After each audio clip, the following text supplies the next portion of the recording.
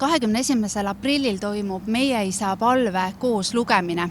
Uurime inimestelt tänavalt, kui palju nad Meie isa palve kohta teavad ja kas nad ka koos lugemise kohta midagi kuulnud on. Kas te olete kuulnud Meie isa palve kohta midagi? Ei ole.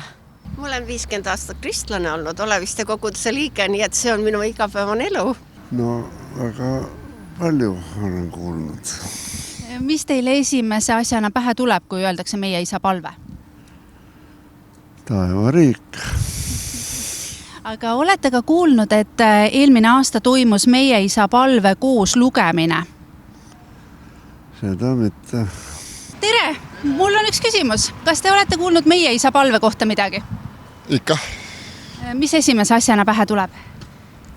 Mul peas, et kas, millest, kus me nüüd edasi lähme sellega? Me lähme edasi sinna, et toimub Meie isa palve koos lugemine ja eelmine aasta toimus samuti ja me uurime inimestelt tänavalt, kui palju nad selle kohta kuulnud olete. Kas te ei ole? Kui esimest korda kuulen.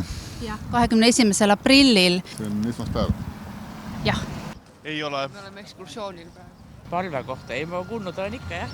Aga kas olete juhtunud palvetama ka? Vist ei ole. Jaa, kindlasti, aga natukene kiire on praegu, aitäh. Meie isa palve, olete sellest kuulnud? Ei, mis see on? See on Meie isa, kes oled taevas, palve. Ei ole kunagi kokku puutunud? No ei saa öelda nagu mitte kunagi, aga mis palve see on?